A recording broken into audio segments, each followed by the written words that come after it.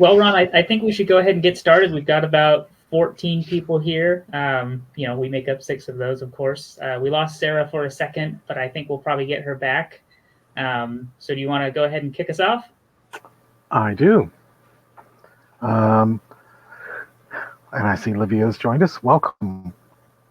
So our panelists are complete. I think Sarah will be back in just a second here. I want to welcome everybody to this session on thriving minority businesses on the Redwood Coast.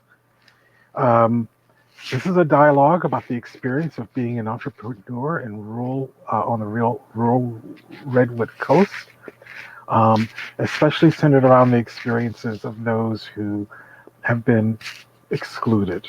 Women, people of color, those who are differently abled, in an attempt to get an understanding and offer resources. We'd love to know what are the resources that help your businesses thrive, and we'll be sharing some of those. And we'd love to know what more is needed. So this is a open space for those who are BIPOC and female, or identify as female, or otherwise marginalized, and also for those who are supporters, funders, policymakers, anyone committed to equity of access and opportunity for minority entrepreneurs. This is your chance to learn more and be together. Just a word about that title, minority. It was chosen kind of as a shorthand, even though that we know in California that people of color are now the new majority, as they are in Hawaii. And so it was kind of our way of not having to spell out every single marginalized group. And this is still the terminology, I believe, of official businesses when they speak about marginalized groups. I'm going to just go down the list of our panelists and ask them to introduce themselves, beginning with Levia of Black Humboldt and owner of Bling Bar. Levia.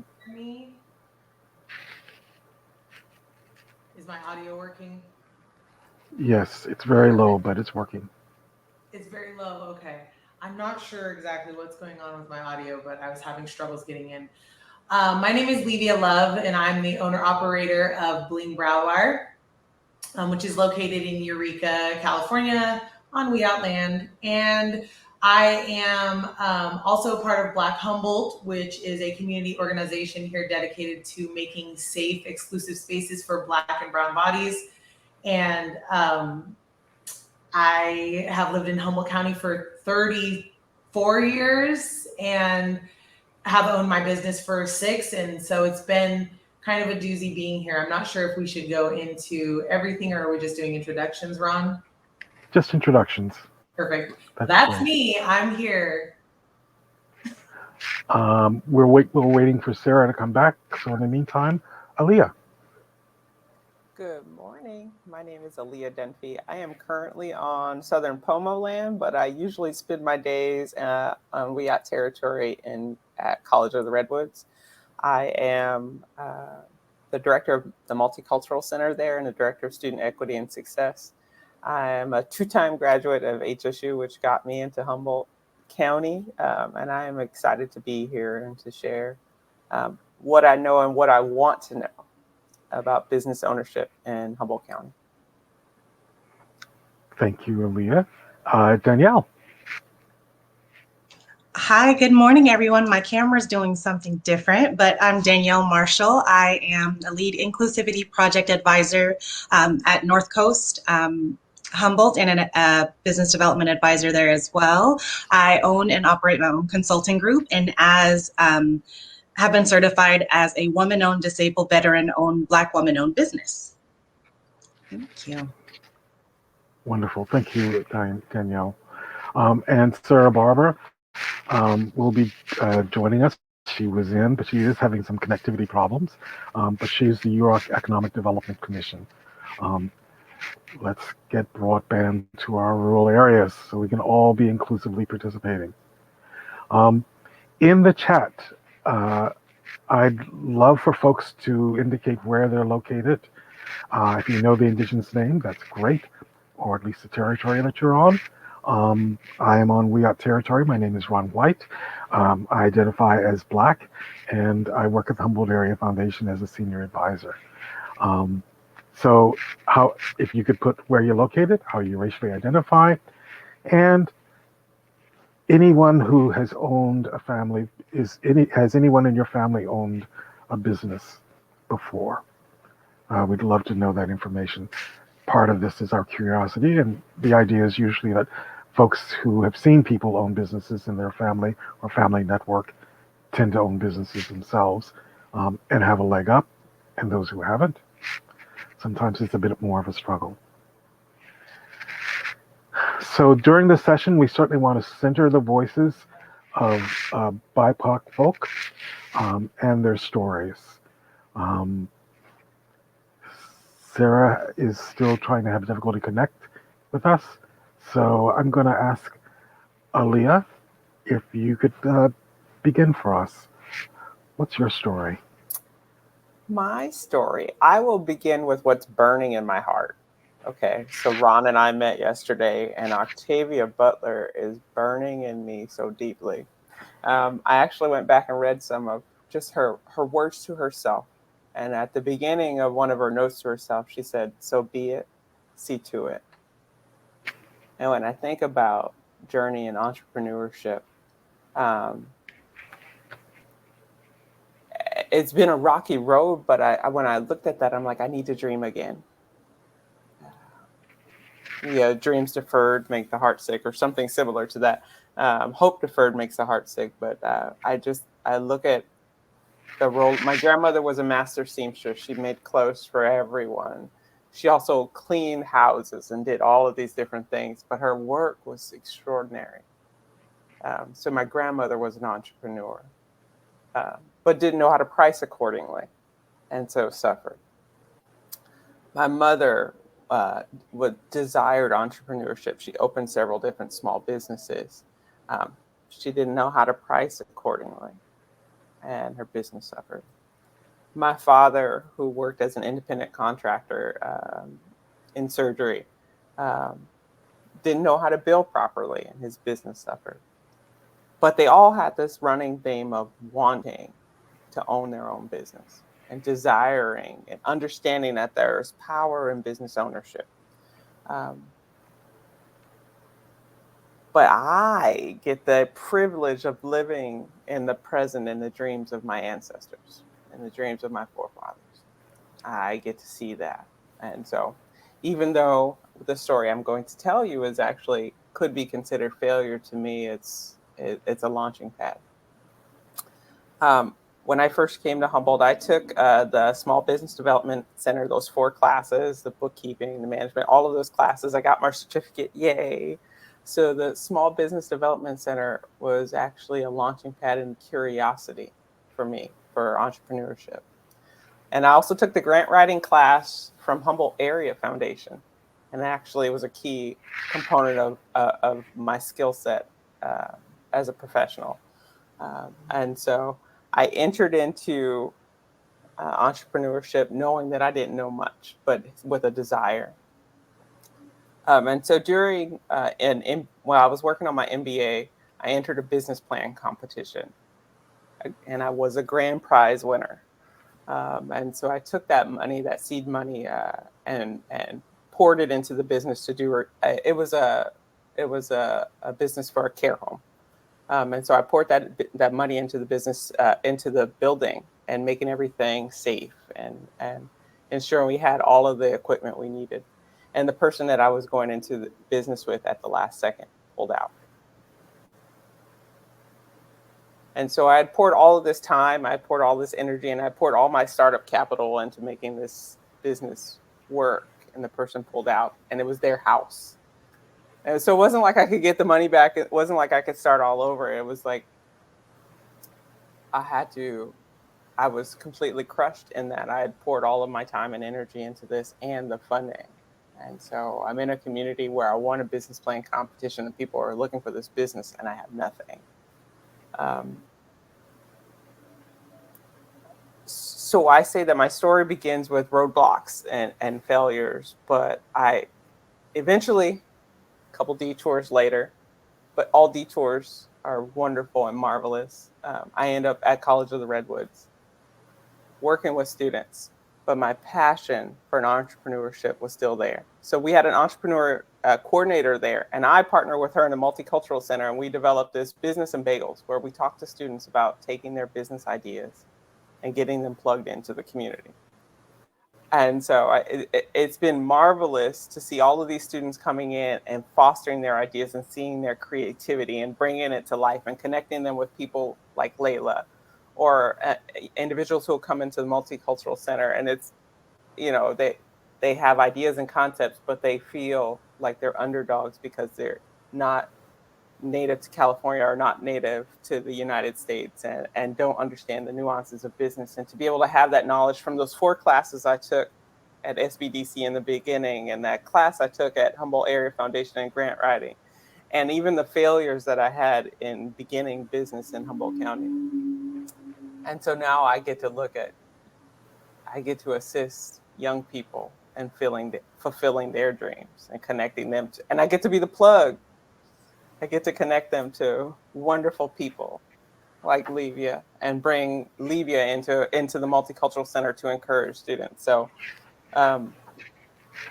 for me, I'm sitting in a space where it's time to dream again, because I'm encouraging other students like, okay, now it's time to, okay, let's group, let's lick the wounds, heal the wounds, and then go back out and try again, because entrepreneurship was such a key part of my family story. And it's still a part of my story.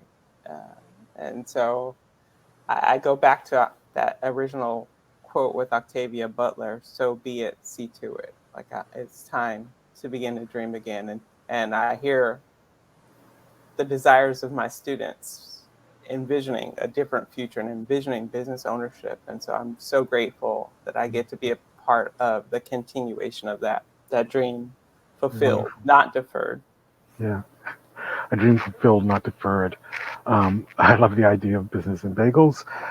I too am a business owner. Was a business owner with my wife for 10 years, 10 or 11 years. I was a consulting business. I definitely understand what it feels like to lose a business, or to give one up in my case. But I have to tell you the story of I sat next to a man who was just a random airplane flight, and the guy I was sitting next to was on the phone, and he was closing down his conversation. You know, I sort of said, "This sounds like you like own a business or whatever." He says, "Yeah, I've started about 3 or 4 businesses, and 2 of them were amazingly successful, and I'm about to start another one." And he says the other 2 were abysmal failures, and I learned a lot from them. And I said, "Really?" He said, "Yeah." He said, "As a matter of fact, I'm in the process of hiring right now for this new business. And of course, all these hot shots come in and they want to tell me how much they've accomplished. The first question I asked them is, tell me about a business that you've lost and what you learned from that. Because that is the reality teacher. That is the one that brings the real lessons. So yeah, I know we all start businesses. I want to hear what you've lost and what you learned from that, what the cost was to you personally and those who invested in you, either with their dreams or their labor. So there are lessons to be learned there. So Aaliyah, can you tell us in a few minutes, what do you wish that you knew or would have learned that would have perhaps prepared you for this betrayal, the loss of a partnership, and the loss of those resources? Is there anything that people can do to prepare themselves for something like that?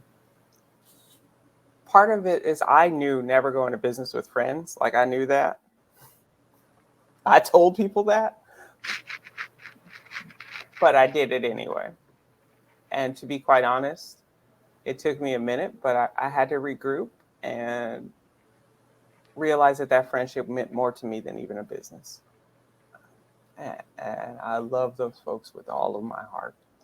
And I had to heal that within me. So, and the other part was I was afraid of failure to be quite honest. It was like, I got to go back and I have to build up that capital again with money. I was afraid I would even kind of avoid people on the street that I knew from like some of the economic development who were on a panel who helped me, because it was just like, I was embarrassed. So if I would just tell anyone, like, and I jumped back into a job to make the money, and I'm like, I have to have a certain amount. And so what I would say is, don't fear failure. Be upfront about it. Don't fear making a mistake. Be upfront about it. Because when I actually started telling what happened, people were like, I wish you had come to me. I knew your idea was going to work. I would have given you my house to transition it. I would have done all of these different things. But I was so afraid of that space of failure. And I was so afraid to be broke. Can I be honest? Like, I went through being broke as a college student. It's like, no, I have to have a certain amount in the bank before I start again. Because no, I don't want to go back to, well, I love beans and rice, but I don't want to go back to that being my only option. And so I would tell students, or I would tell individuals to be upfront, be authentic, and be open about it, because the number of people who came to me after and said, hey, I knew you had it. You had it. You had the plan. Your plan was going to work. You had what you needed to be successful. I would have backed you. I wish I would have been more authentic in where I was and the hurt that I felt. I would do it differently. Yeah, that's a wonderful lesson. I think that the thing that we often don't realize is that it is our ideas and our dreams that people really want to invest in. Most businesses fail within the first 5 years. That's just a statistical fact. And those who can pick themselves up and turn to their network of friends and say, I understand what happened. It's surprising how often people will turn to you and sort of say, yeah, I kind of saw that coming, or look, don't give up. There is this other option. So it's our network of friends that support us through those kinds of transitions. And that's part of our resources as well, especially as minority business owners. It's the richness of the community wanting us to succeed. Thank you for that, Aaliyah. Levia, you've had your own struggles with establishing a business here, even though you've established businesses other places. What's your story?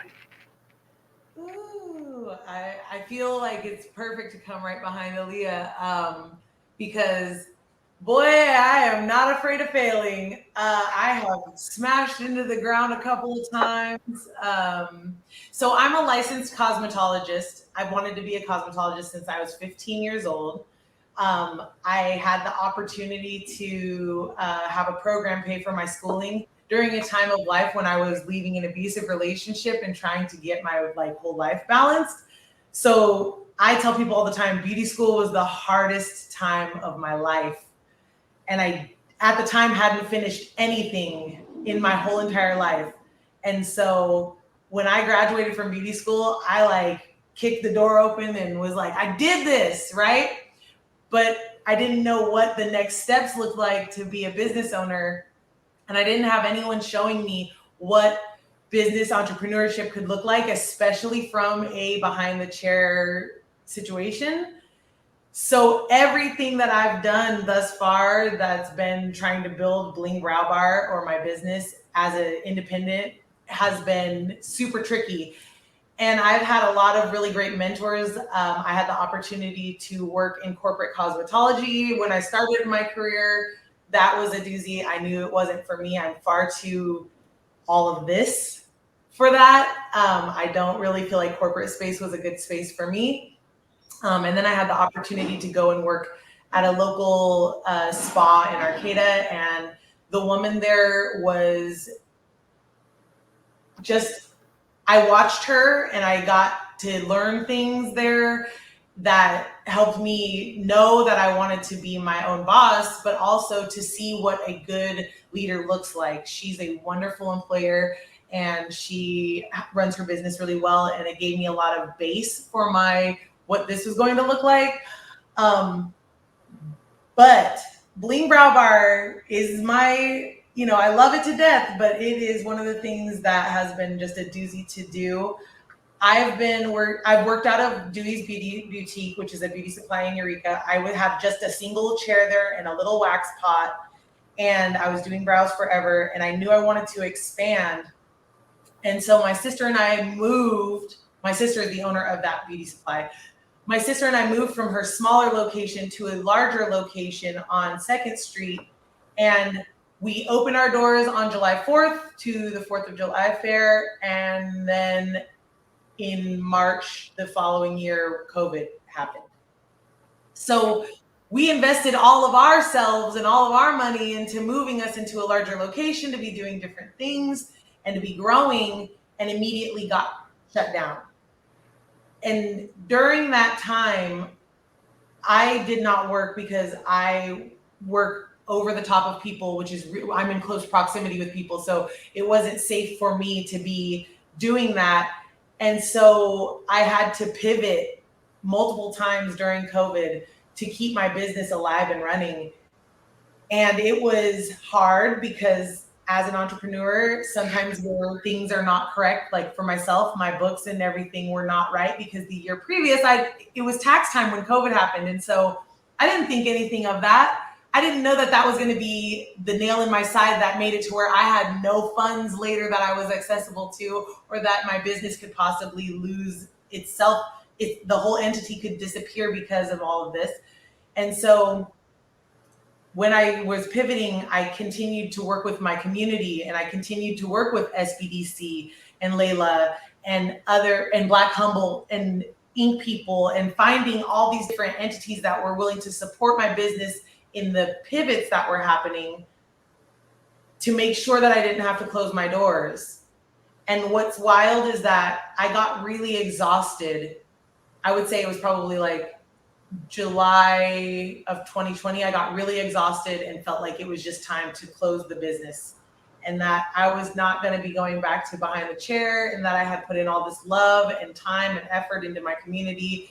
And I was super sad that this was going to be a failure on my books. And then vaccination happened, and then support happened. And then came the time where I finally felt like I could possibly get back to be working again, and working in a way that was safe for the community. And I put all my, chickies in a basket, and started looking for a property. And one of the things that I guess I have to name here is that being a Black business owner in this community is hard. I've had a viable business for 3 years on my own, where I have everything that shows that I am a business that is thriving, right? And when I came out of shelter in place to look for a property to put my business in, no property management companies wanted to work with me because they thought I was a risky business and wanted me to find a co-signer and wanted me to do all these things that I was like, I'm far too grown and old for all that. I'm not doing it. I've been in business for years. You can look at my financials. There's nothing that shows you that I'm a risky business. So when I did finally go outside to try to find a property, it was hell and high water, literally. All these places and spaces were open, but nobody wanted to rent to me because I was a Black business, essentially. And so finally I found a property management company that, after negotiating that I would pay a 6-month lease in full, gave me a property, which is the beautiful property that I'm sitting inside of right now. I reopened my doors on June. We did it right before Juneteenth because I knew I was going to be busy on Juneteenth celebrating with everyone else. So I opened right before that, June of this year, and I am all the way back in business. I am all the way back at capacity of what I try, like when I close my doors, the same amount of client base and some. And I am also supporting other local businesses and other local artists in my business to help them become abundant as well. And I think the takeaway is like, I walked into everything thinking, oh, well, if I close, but what if I survive? And then actually survived, and here I am. And So I'm one of those people who believes in positivity and manifestation. And so I just feel like if you're striving and you look to your network and build a really great network, you're gonna have support no matter what. And like everyone who is here right now, everyone who's in this community who works with me on a business level or even on a personal level knows that I love abundantly. And so I make connections, and most of those connections are the reason that I'm still thriving business here in Humboldt County. And so I'm very thankful. Thank you, Levia. Michelle. Thank you for that meaty nutshell about your life and your story. You touched on so many aspects, I think, that are important to businesses. I want to ask people to put their questions in the Q&A as we go along, or in the chat. James is going to be monitoring that, and as we circle back around. As some of you saw, Sarah, who was going to be one of our panelists, can't connect through video or audio, and so she won't be able to join us during this session at all. But Lydia, you touched on a number of things, and I hope we'll have time to come back to them. One, the technical aspects of books and taxes. Others, in terms of the unexpected Black Swan events, I guess they're called sometimes, where you are all prepared and then things environmentally or socially happen or politically happen, and it just derails everything. And what are the resources that are available to help you pivot? And you talked about resources in this community, like the small business, small business Small council. Business Development Center was one of the major key components to me learning and getting the ability to pivot. There were a lot of free classes over shelter in place that were happening, a lot of Zooms that were happening. And I was able to look at what I had as far as knowledge and product and figure out what was going to be next for me. I actually built a website in a day and had it up and running by the very next day and sold $100 and something by that evening, and then continued selling product right after that. And I didn't have a website before that, but SBDC had taught a class on like how to do internet stuff. And I was like, cool, I can do that. And that's part of the reason why my pivot was possible. Excellent. And, I just want to take a minute to sort of see, are there other resources from the other panelists, that, might have helped or helped such businesses in some of the technical problems? Because we've emphasized the importance of having a social network. Some of the other technical problems, bookkeeping, taxes, those kinds of things.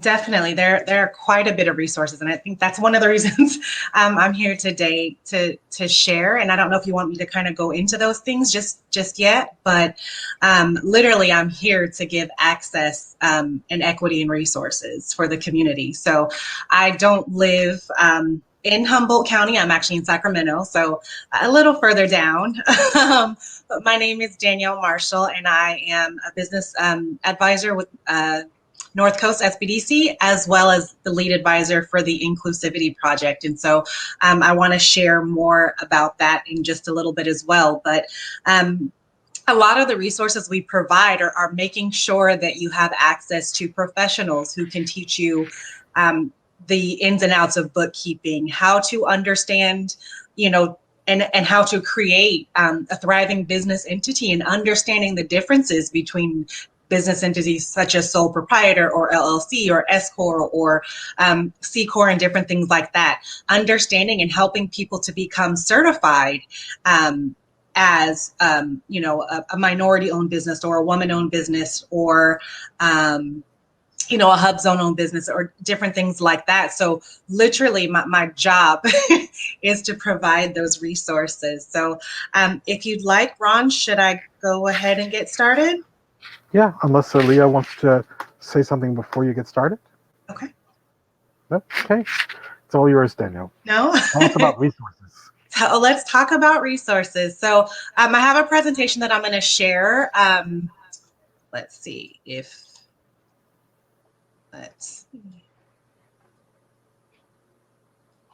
Or at least I thought I was going to share it.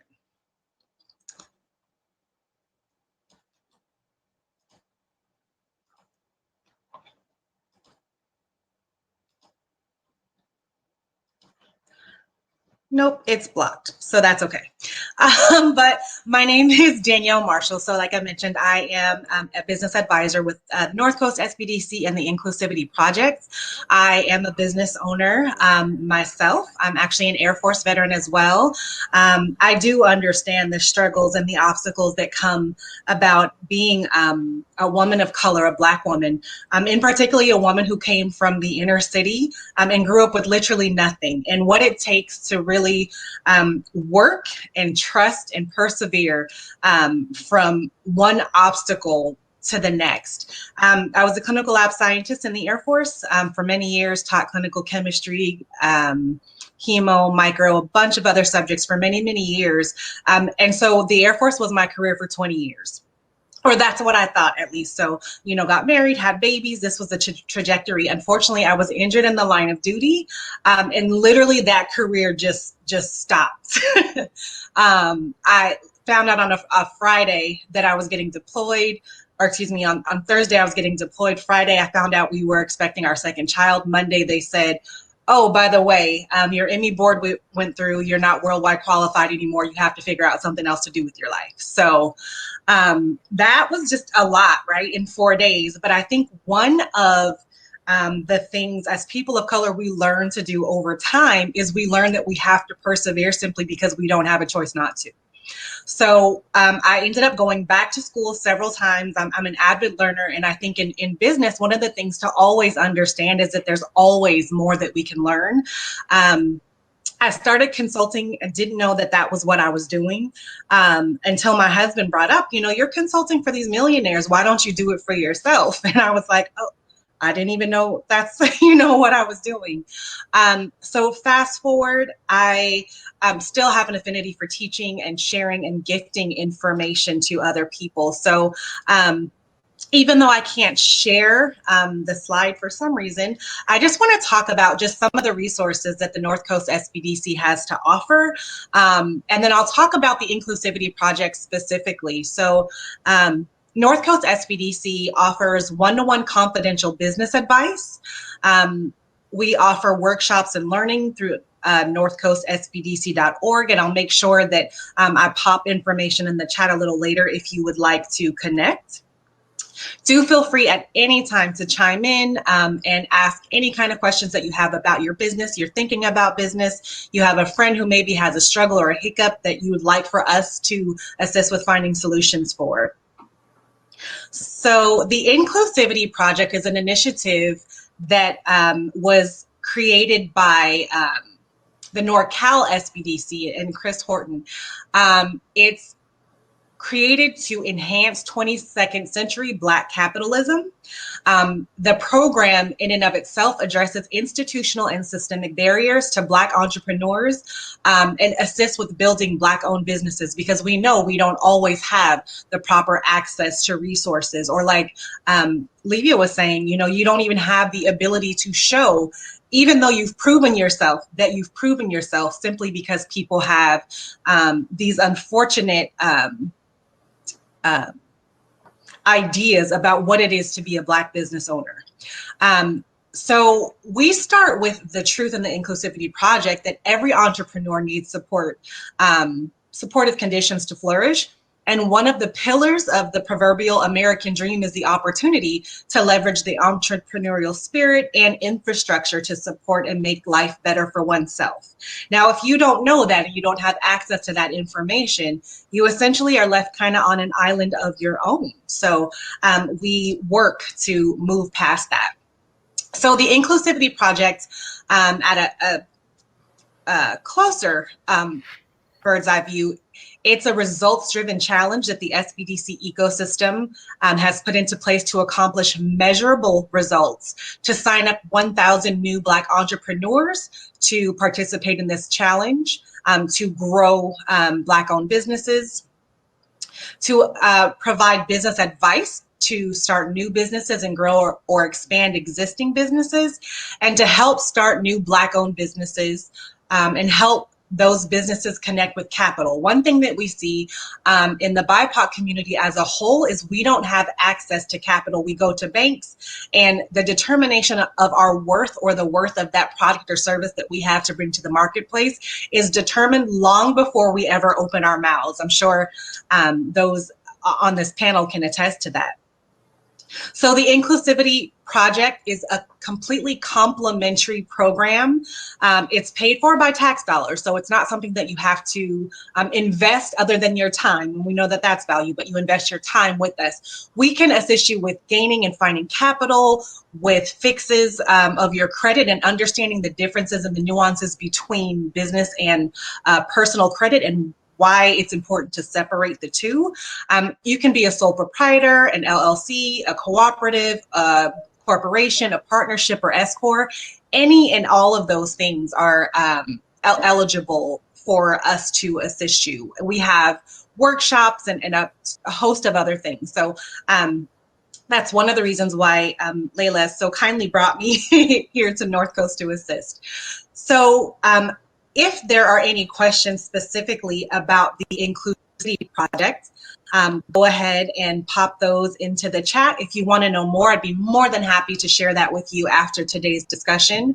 But I'm going to delve into the North Coast SBDC information with that. So would anybody like to comment, any of my fellow panelists? I would like to name that Bling Brow Bar is part of the Inclusivity Project as well, and it's been super helpful having the support and backing of that project. And Chris Horton and everyone involved are all just magical human beings, making sure to take care of each one of us baby businesses. So it's been wonderful. Thank you. Thank you. That's so great to hear. That's so great to hear. So let's chat a little bit more about North Coast. So here are some client results that I'd love to share this morning. So for fiscal year 2020-2021, North Coast was able to assist with starting 15 new businesses. There were 82 jobs retained and 23 created. There was over $12 million of capital infusion put out into the community and over $1 million in increased sales for the community wide. And so these jobs created, the capital infusion, the increased sales, Levia was saying just how she had to stop business and start over, and to be a thriving Black woman-owned business right now is a feat in and of itself, especially, you know, in this pandemic economy that we're all living in. So we have counseled over 700 clients, so 708 clients. There has been a total of 2,374 counseling hours, and we've had the opportunity to train and connect with 1,190 people over the last fiscal year. So here are some things that I kind of want to assist you with jogging your mind about maybe the things that you might be looking for. So clients who have worked with us have successfully applied for business loans and grants. They have been able to pitch to investors and earn much needed seed capital for their businesses. They've been able to start or buy a business. They've also been able to sell or transfer a business. That's a huge thing, because sometimes you get to that point where maybe you're running this business for so many years and you're looking for an opportunity to do something else, you know, kind of that second act. Clients have been able to prevent and manage layoffs. They've been able to hire and manage employees. They've been able to also scale up operations and create those expansions.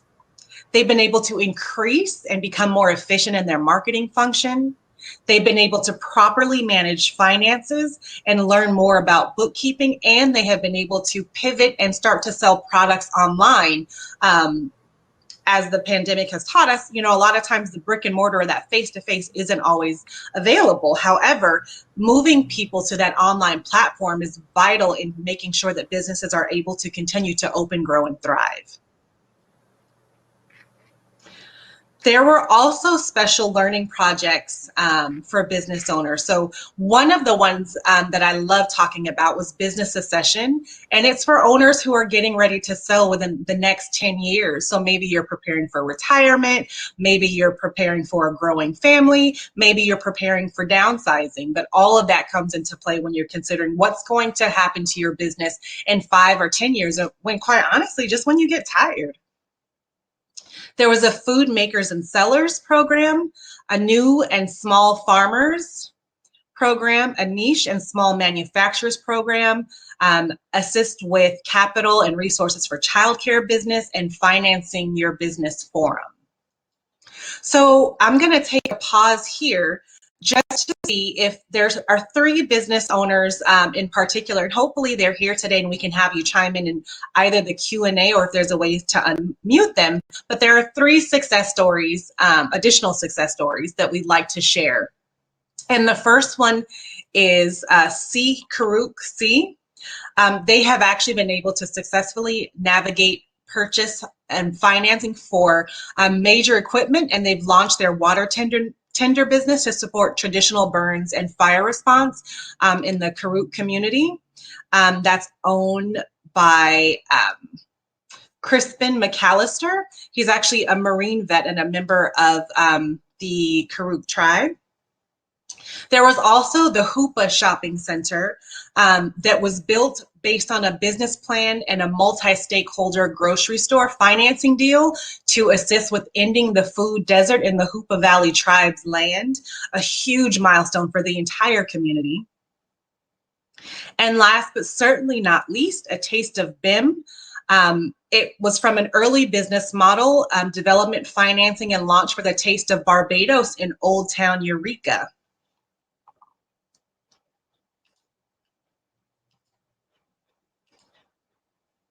So if we do have any of those business owners, I don't know how we can see it, who can pop in. We'd love to hear from you. So I'll give you a second. And have any of you previously heard of these businesses or these organizations? Okay.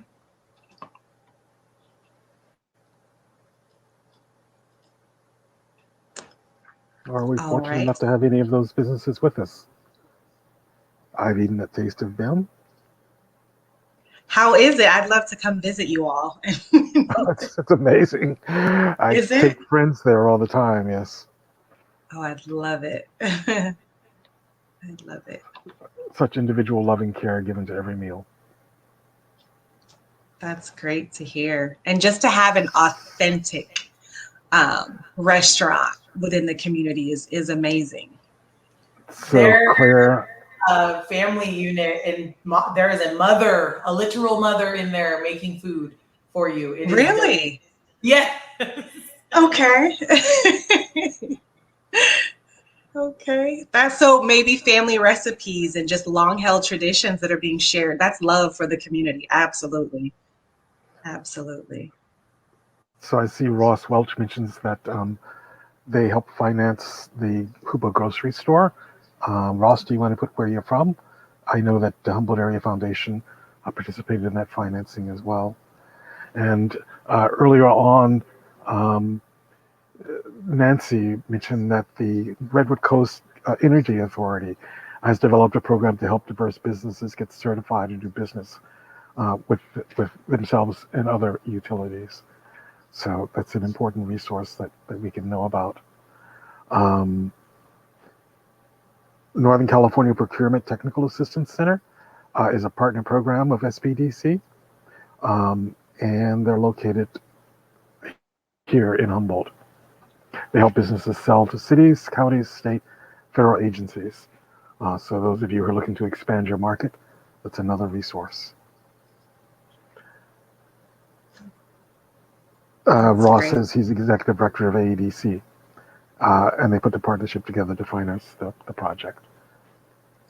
That's great to hear. That's great to hear. So do we want to take a minute to we had a poll because some of the things that have been mentioned already in this panel, the difficulty finding financing, the difficulty finding land, or a place to open their businesses. The challenges around, the technical aspects of building out your businesses. Um, and we're wondering, how much of this applies to our audience. So do you really take a minute to just go to that poll, and then we can come back for further discussion? Absolutely. Can you do that for us, Ingrid?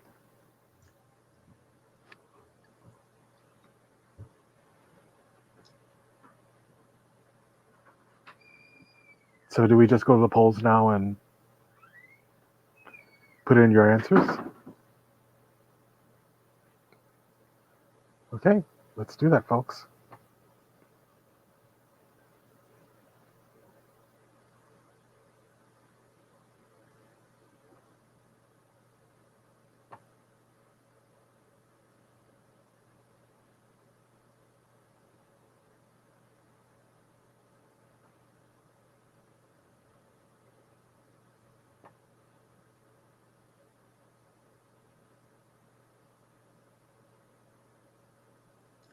It's exciting to see those numbers start going up.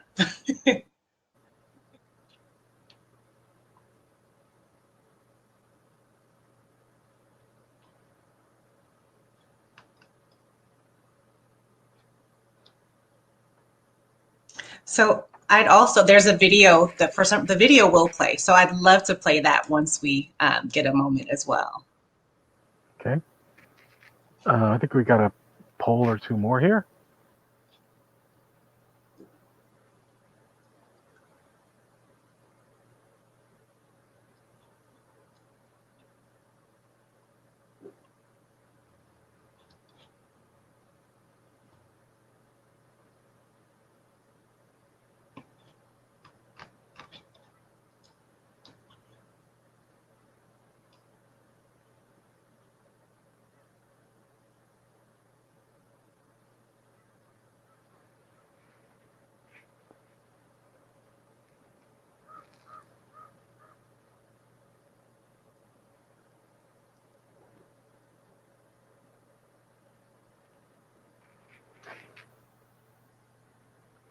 So maybe we could, while Ingrid loads those other polls, go to the video, and then we can come back.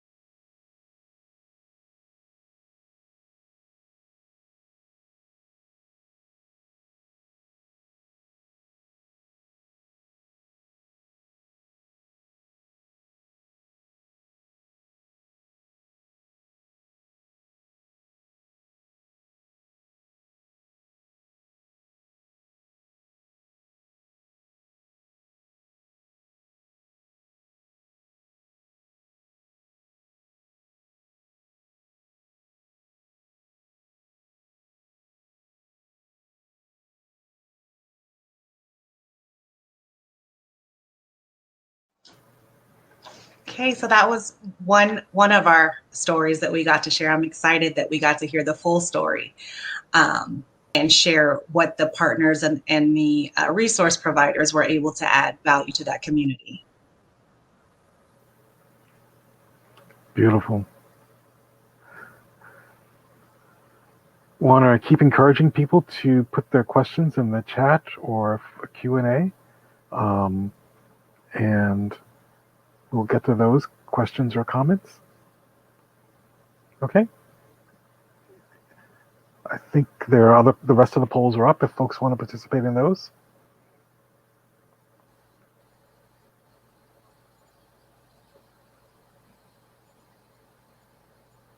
You have to actually vote in the poll in order to be able to see the results. Sarah's back. Yay.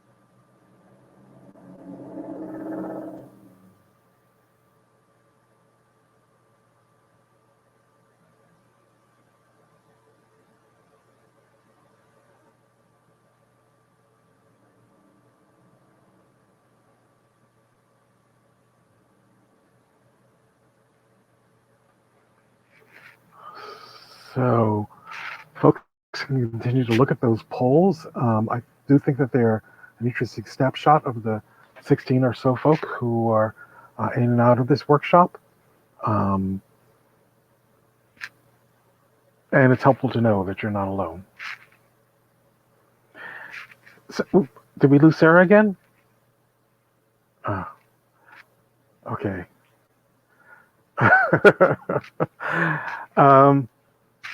Let's see. So we have, we're going until 11:15, is that right? I lost my agenda here too.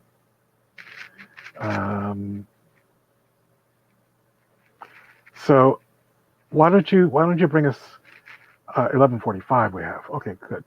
So Danielle, I know you have more information to share. Do you? Absolutely. Oh yes, I'm an Air Force girl, so there's always information, right? So I do, at the end of today, I'm going to note some grant programs that I'd love to share with people as well. Because I can't share it on the screen, you won't have the URL, but I'm going to provide my email. So should you want to reach out or share, do feel free. So I'm going to just give some of the North Coast SBDC clients a breakdown by ethnicity for a couple of reasons. So one,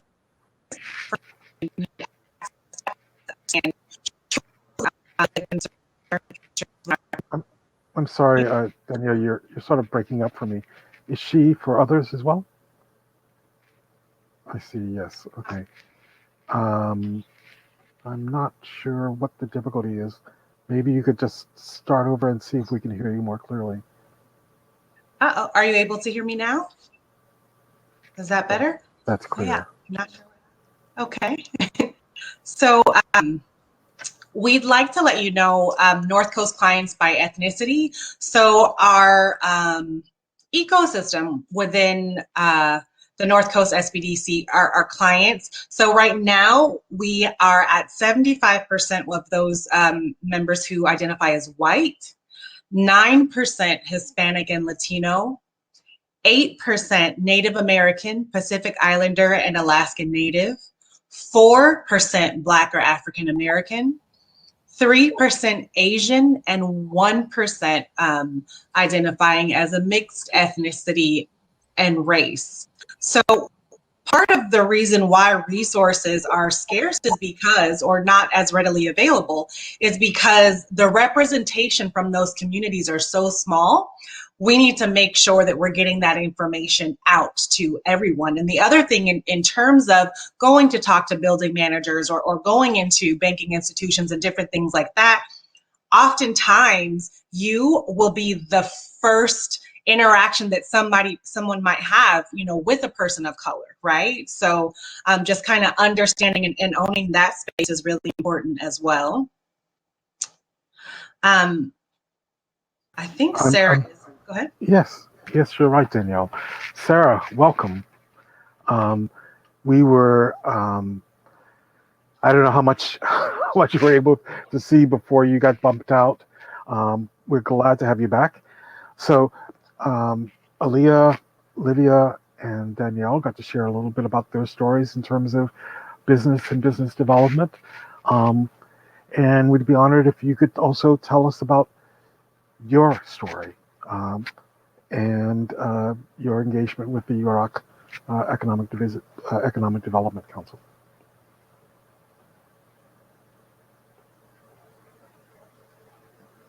If that's possible.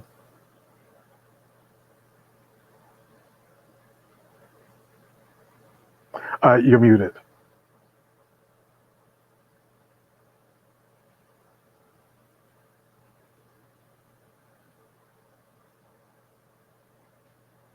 Oops, we lost her again. I'm wondering if anyone has questions in the audience. You can participate by video and audio if you click that little button up in the top right-hand corner that says join by video or audio, I believe. So what observations or questions or comments or stories would you like to share?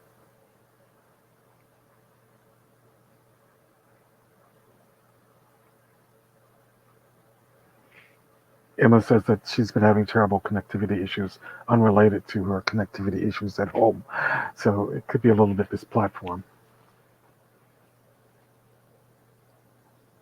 Or the weather. Or the goddess of electricity. Anyone have any thoughts about the polls that we just saw? I'll throw this to the panelists or anybody else. In conversations that I'm having with my students at College of the Redwoods, it's amazing to me, actually. I was in our Black Student Union, and the dynamic in the group has shifted. And we have all, being at a 2-year institution, the turnover is pretty high. But I walked into a room with students, and they're brand new students. And I asked them, okay, so tell me a little bit about yourself and what major you are. And every single student in there was a business major. Each one had a different desire. One wanted to do international business. One wanted to open his own business.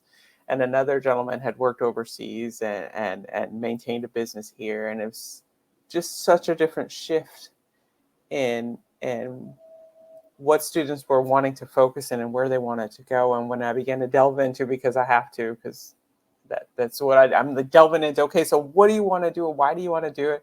Who are you partnering with? What are your concepts? And you would think after enduring or undergoing a pandemic that they would have had a little bit more hesitancy or any of that, no fear. Like, this is where I want to go. This is what I want to do. And these are the business models that I want to follow. So I leave and I give that hope, that I look at students who are wanting to delve into business and have concepts for businesses both locally and internationally that they want to jump into, and their why inspires me like no other. Why? Because I see these things that are lacking in my community. Why? Because I see these opportunities to partner with other cultures around the world. Why? Because I'm so intrigued by the way they do business in this country that I want to bring those concepts back to the U.S. When I talk to my students, I'm absolutely hopeful in their why, and I see that plugging them into the read it and the and the SBDC and the business opportunities we have locally are going to bring such a level of fulfillment to our community that after undergoing a pandemic where hopelessness abound, to see that energetic response to these are opportunities leaves me feeling super hopeful. And each one of our cultural groups we have, those students are more and more often looking to business to transform the community, to transform their generational wealth, to transform themselves in huge ways. And their whys are just not, I want to make money and I want to get rich. Their why is, I see a lack in this area in my community and I want to be transformative. I see an opportunity to build wealth for my family so that the next generation has opportunities I didn't have. That why has become more and more personal. Not just I want to get rich and I want to have these things. It's not about things anymore. This generation has experienced a realness, and the veil has been torn in a way that they see clearly. And so I just wanted to mention that the hope that's coming from this next generation is not about material wealth. And I leave each meeting super hopeful that they're taking the lessons of previous generations and looking to transform their existence and the existence of those around them.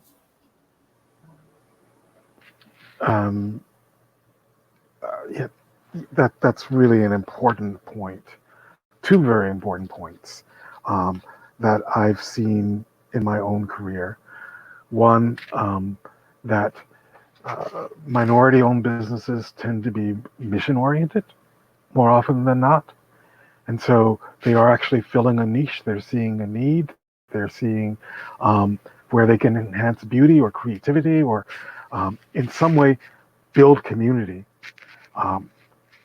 It's an impulse. It's an impulse of connectivity and love.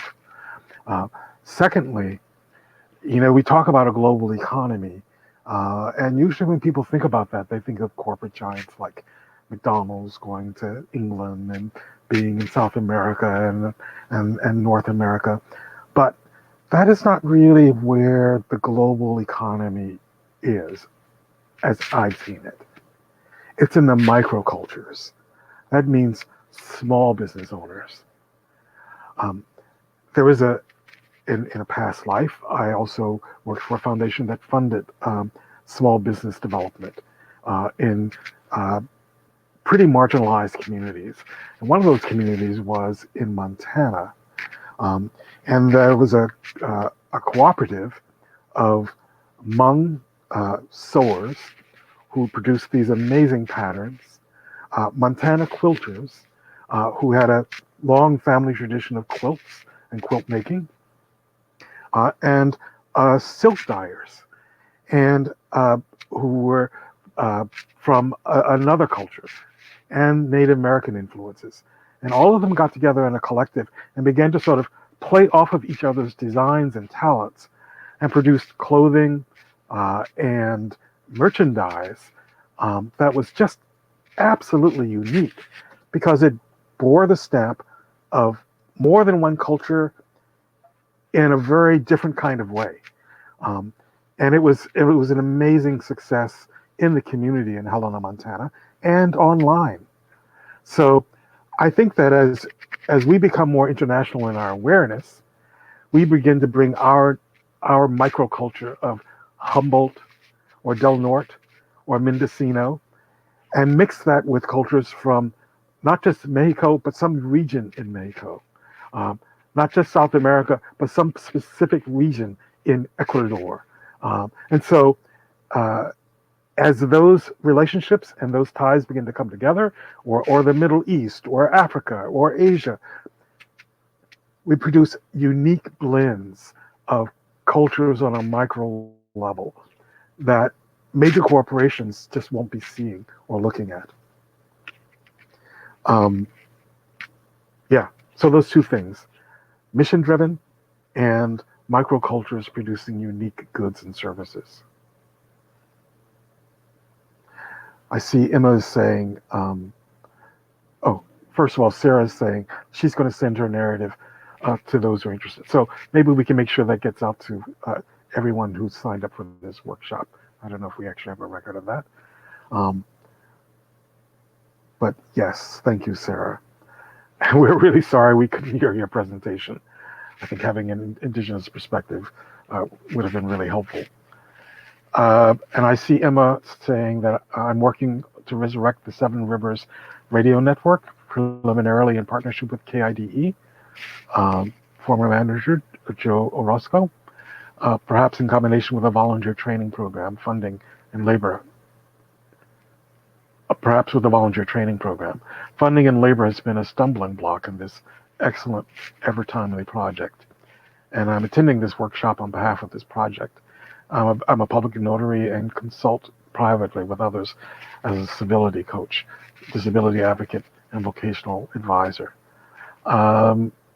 Any thoughts for Emma, who is looking for funding and labor?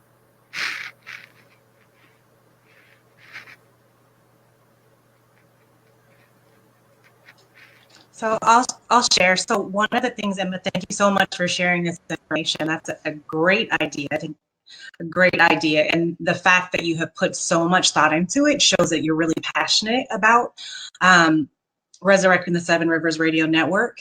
What I would suggest is to put that into a plan, a business plan, a plan of action, if you have not already, so that you can create that compelling story on paper to gift to people who would be able to fund your business. The other thing that I think might be worth looking into are grants for women-owned businesses and or nonprofits for women business startups, which there are actually quite a few right now. Generally, they have suspense times that are within a week of being launched, assuming funds don't run out, but that might be an option. The other thing I think is just telling your story, telling your whys, and kind of getting that community buy-in, because if people buy into the concept, if they buy into the vision, if they buy into your passion, chances are you could find those people who would become valuable members of your organization simply because they might want to volunteer with you to get things off the ground. So keep those in mind. Hopefully that is helpful.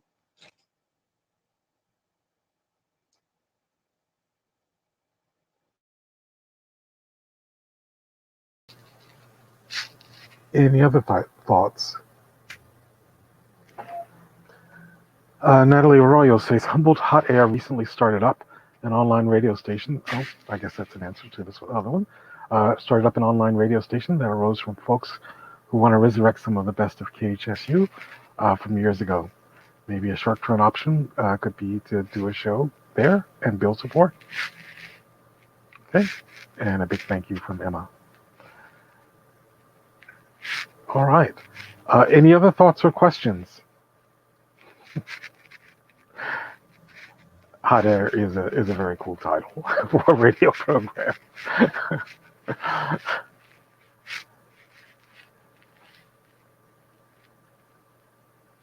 I'm really curious what's on our attendees' mind.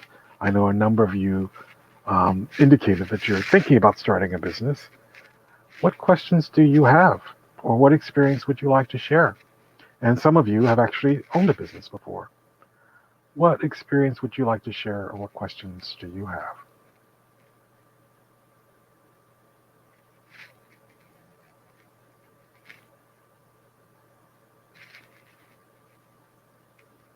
It's a shy crowd we've got.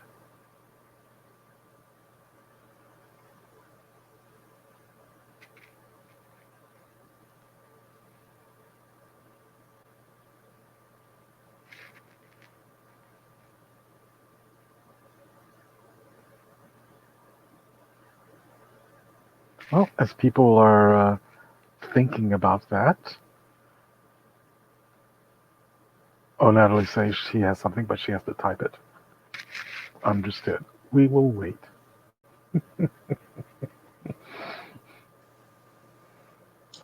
I'd like to share in terms of business startup or business development, oftentimes when you guys agree, people feel like you have to have this big grand idea that's going to fund itself day one. Have you guys run into that or run into conversations like that? So sometimes it's better to start as a micro business. And what I mean by that is maybe you're somebody who can start with some products. Maybe you are somebody who isn't an esthetician or a cosmetologist. Maybe you are somebody who can put together subscription boxes, with candles or skincare or different things like that. It doesn't have to be that you're ready to open up a storefront right now. You can literally start with what you know and what you do well, and then you can kind of build that buy-in and that following from there. But you really, really have to make that first step. And I think also own that what you have to offer is valuable.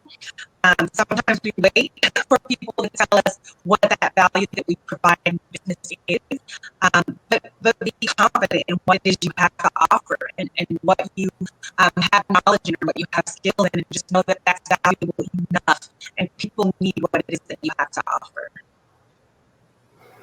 Thank you, Levia. You were breaking up a little bit there, but the gist of what you were saying, start with what you have to offer, that is your superpower, and that is unique to you. And so begin there. Often people think that in order to start a business, they have to start with a large-scale macro plan that is going to change the entire market system. And you're emphasizing it's always good to start with a micro enterprise instead, to test it out, beta test it. Fail forward and fail fast is a thing I've heard often, so that you can work out the bugs. And it's not everybody in all of your relations sort of investing and making this happen, but you can start it on a smaller scale and get financing and move forward with that. That's the way that I started my business. And I started when I decided to leave the salon that I was working at. I literally just set a chair in my sister's shop and took the front corner.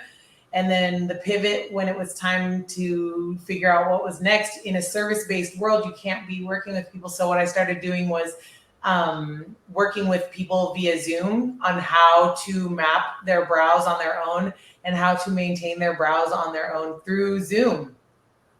And that kind of floated me along until the website was up. And then once the website was up, it was retail sales. And then once that was going, I had enough savings to move into my bigger location. And now I think one of maybe a few multicultural skincare therapists who specifically work over, melanated skin. And so to come from this little brow artistry situation to now being this entity that's filling a niche in our community that isn't being touched at all is pretty cool. Excellent. And this actually touches into Natalie's question. Thank you for this, Natalie. She says that she's in the Coast Guard, and Coast Guard members and families, number in the hundreds here, and they're always new to the community and don't know where to shop. So, of course, they tend to go to mainstream stores. BIPOC service members in particular don't know where to shop or get services. And there's a real desire for newly located families to learn about diverse businesses, but limited resources to share, like a brochure, a list, etc. There is an answer to this question. I would love to touch on that. So blackhumboldt.com has a resource list that is all of our local health and wellness, all of our local Black owned businesses, and then all of our BIPOC owned businesses are going to be up on the Black Humboldt website. So you are more than welcome to go there or share that information with others. And then also there are many community entities that all work together to reshare any events or happenings of the community. And you can find those on Instagram and Facebook. We have Black Humboldt, we have Be Black, we have Yas, we have a plethora of community things happening out here that is dedicated to the BIPOC community. And so there are lots of ways to get it, but the place to find sources for businesses is the Black Humboldt page. And thank you for that, Lydia. And that's an excellent resource. We really need to sort of get that out and available more. Aaliyah, did you want to have something to say? I just wanted I saw to you give go. a shout out to Levia and what she does, and as an individual who works at College of the Redwoods, each semester, Levia comes to our campus and not only talks about Browse, but just about love in general and shares love in general. And so each semester, getting back to Natalie's question, yes, students come in from out of the area and they have specific needs and cultural needs and want that cultural connection and want supplies that relate to that are meaningful to them. But I just wanted to just pinpoint that networking is so important amongst businesses and amongst organizations. Levia comes each semester and shares love and opportunity with our students. And they're able to connect with her and to her sister's business and other businesses in the area. So it's not just, let's go to this website and find someone. She actually comes to us and shares. And it's such a gift. And I know she goes to HSU and shares. And it's such a gift to see, hear, and feel the passion of what she's doing, because she doesn't just do Browse. She shares love. And so I just wanted to give a shout out that that interconnection is so important. Thank you for that. I of course feel all gushy, like, I am available to the community at large. So I've always been in that space. I work with the Chambers of Commerce. I work with the colleges. I work with Black Humboldt. I am also on the Queer Humboldt board, and I do Browse, but that's not all that I do here at Bling Brow Bar. I do coaching and platonic touch therapy. So there's a lot of things that I do, but majority of it is community driven. And that is the basis of pretty much my identity here in the community. So if anyone is interested in getting information for me, either to come speak or to come and just really show up and show love, because that's what I do, I'm available to that. And Aaliyah, I appreciate the opportunity every year to come out and see the students, because it is weird. One of the number one things that I got when I was working in Arcata was the students who did see me said that they felt like there wasn't community here. And so when you have this very loud, boisterous, green-haired girl running up on you, showing you love, it can be a thing. And then I, of course, can plant you with the other people for you to bloom in this community. And so I appreciate the opportunity to get to talk to the students and be around them and just show love.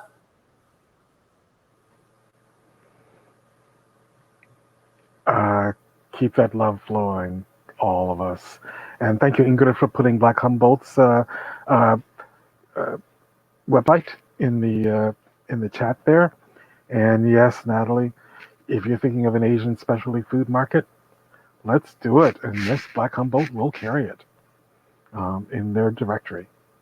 We take our students on a tour of all of the Asian specialty markets so that they know where to go and where to get the sweet hookups. And so prior to COVID, that was part of our connection as well. And so we keep a list of all of the Asian markets on the refrigerator in the center so students can go where they want. So if there are other businesses that would like to be forwarded to students as an option, we're open to that. That was an open invitation to expand your market and access in a very easy and non-costly way. This is what a network is all about, people. It can do things that you never even thought was possible to do. I will mention that I work with some major donors at Humboldt Area Foundation, and 3 years ago, one of them decided with her partner to only shop at Black, Indigenous, and people of color-owned businesses. And so, in terms of all their eating out, which they apparently did 5 or 6 days a week, so that was an interesting way to direct money, I thought. And they needed a directory, and so Black Humboldt was there to be a resource, so that they could actually discover the richness of this community even though we only make up 27 or 30% of the population, there's an amazing variety of social and economic activities that are going on here. Sarah, do you think that your connectivity is, you want to try again?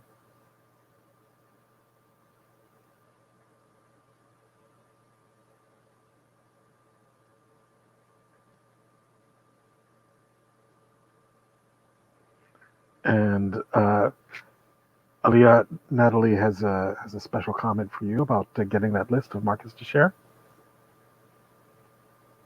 Oh, yeah, it's Black Humboldt's list. Oh, Sarah, okay, now you can undo them on mic. So, no worries. We just love having you here. Let's see. We've covered relationships and social connections. We've covered some of the technical aspects of training and support. We haven't really talked much about infrastructure for businesses. Levia mentioned actually putting up a website. So what about computers and those kinds of things that you might need as background materials for yourself or to actually make your business more visible? Does anyone have comments about that? What else should you be thinking about? I mean, as a business owner, I would say the number one thing is making sure that if you have already started your business, that people know where you are and what you do. And so that can look like a business card. For myself, I did all of my business workings through word of mouth. So I joined my local Chamber of Commerce, which was Arcata Chamber of Commerce, and went to their monthly mixers pre-COVID. I just kept showing up and being in people's faces. And eventually I was known as the brow waxing girl. And I think I still am in the community as the girl who waxes brows. Like people, that's just like my name, the alternate title. And so like print material is important. Having a website or a landing page is super important. Collecting people's emails. When I go to HSU or College of the Redwoods, I always have a way to collect people's information so that I can later talk to them, because we're building a web. We want to have back and forth with our clients or our target market. And so when you know who you want to be selling or talking to, then you go and get that information from them to continue to sell and talk to them. And that was the number one reason why I feel like when I did reopen my business, I was booked. I opened my books 2 weeks before I opened, and I was booked 2 weeks before I opened, completely booked. And so it's super important to make sure you're touching base with where and who you want to be talking to, and having them have a way to get back to you. Beautiful. As Emma says, the girl who waxes poetic, waxes brows too.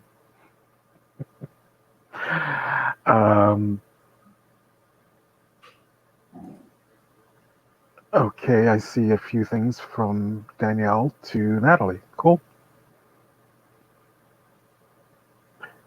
We need to create an event to introduce Levia to this group of veterans and military spouses and families. Cool. That's a great idea. And Sarah, you have an open invitation to speak at College of the Redwoods. I hope you saw that from Aaliyah. And we do need another space for you to really share your knowledge, because I know that New York economic development is a really positive force here in this area. Danielle, were you trying to say something?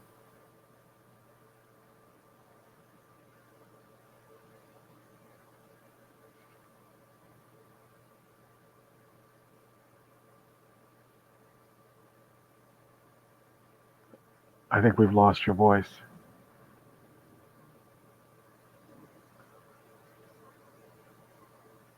Yeah, now, oops, you're on mute.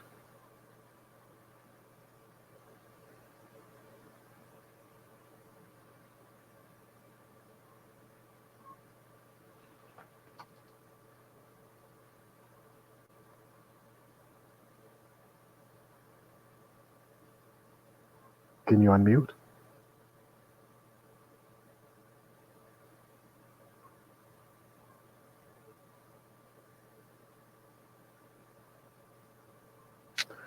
Doesn't look like it. Okay. Well, we have about 5 minutes. Yeah. Hopping is I tired think I or figured on it out. strike. If you want me to read, Uh, Sarah, we have about 4 minutes left. The last 4 minutes are I'll yours. read it really quick. I promise. This has been so frustrating. So good morning, although it's not quite morning anymore. I'm Sarah Barber with Yurok Economic Development Corporation and the Alliance CDFI, a native CDFI owned by the Yurok tribe. For those that aren't familiar with CDFIs, I'll give a short explanation of what they do. CDFIs are community development financial institutions that were created to provide financial resources to expand economic opportunity in low-income communities. We know that for a community to thrive economically, it requires access to basic financial services, affordable credit, capital. Yet historically, for low-income communities and individuals, that access is often limited. CDFIs were created to help bridge that gap. The Alliance was started back in 2003, but was underutilized for years. The current Yurok Tribal Council recognized the potential that CDFIs have, so they wanted us to revamp it, reorganize it, and get it up and running. We became recertified, funding was awarded, and we launched personal and small business loan programs available to Yurok Tribal members in January of 19. During the reorganization phase, we connected with North Coast Small Business Development Center, Layla Roberts, have to give a shout out to her, to provide resources to small business owners and entrepreneurs that we were unable to provide due to staffing and funding shortfalls. Together we created a partnership and we're working towards becoming a satellite office to offer a more direct connection to our clients while putting them in contact with counselors and mentors through SBDC. In late 2018, we were invited to apply for a grant through Rural Community Assistance Corporation. That would provide a workshop for entrepreneurs and new business owners. The funding for that program was provided by Yoche Dehi Wintu Nation, and we were successful in securing that opportunity. The original curriculum was designed to be in-person, hands-on, and so our initial planning sessions were, developed with that goal in mind, and we were set to do the workshop in spring of 2020. We all know what happened then. COVID-19, worldwide pandemic, stopped everything and everyone in its tracks. The workshop was postponed, but RCAC graciously extended the grant terms to allow us to regroup and rethink how we could still offer the curriculum to our community. I'm going to skip ahead a little bit so I hit everything. Needless to say, the workshop was a huge success, and we were able to offer the participants a free laptop and software to help them get their businesses off the ground. So that was exciting. During program development with RCAC, we also launched a grant program for small business owners that suffered a loss in revenue due to COVID-19. That program was funded by the Yurok Tribal Council, and the program was developed in a matter of days to offer assistance to tribal member business owners as soon as possible. Within 12 weeks, we processed over 250 applications, and 198 small business owners received assistance totaling $2 million in grant funding. The CDFI also received a small grant through California Endowment, and we were able to provide additional assistance to small business owners. We did create the Small Business Rental Assistance Program, which helped keep shops open and prevent business owners from losing their storefront locations. Again, that was targeted to the Yurok tribal members. We have been working to develop a relationship with Federal Home Loan Bank so we can gain membership, which provides access to their funding products, including community development grants and investment opportunities for the CDFI. Because Federal Home Loan Bank members are our local banking options, they've historically been problematic for tribes to work in the past. The Federal Home Loan Bank relationship will be constructive and help bridge the divide between us and other community financial institutions. Lastly, but certainly not least, Federal Home Loan Bank is working with us on viable options which may overcome the barrier of collateral for loan opportunities for capital poor, land-rich tribes like ours, since we can't use land in that fashion as others can. In addition to funding opportunities, the Alliance CDFI made a conscious effort to keep local business owners informed of all the resources available. We provided assistance to clients to help them access applications and complete required documentation needed to qualify for funding. Checking in, following up, and letting business owners know we're here to provide assistance helped to recreate a close sense of community. And if anything good has come from the pandemic, it's a closer sense of community and compassion for each other's wellness and overall success. I hate just reading off a paper, but I wanted to get it all in since I had. Thank you all for staying to hear that. And I am happy to answer questions, or if anybody wants to collaborate, we're super stoked on partnerships in the local community. So thank you for listening. And thank you for being a powerful influence of finance for, Indigenous-owned businesses and startups. That's an amazing record, 190 out of 250 applications. I think it's an open secret that most foundations only fund a third of the grant proposals that they get. So that is an amazing ratio right there. And you can see how much it enriches the community. CDFIs can rock when they have a social mission like you do. We are at time, and I want to thank everybody for participating. I don't know if we can actually risk a short round of anyone giving a last word because of our technical issues here, but I will just open the floor and start with you, Danielle, and then Aaliyah, and then Levia, and Sarah, if you have one last word.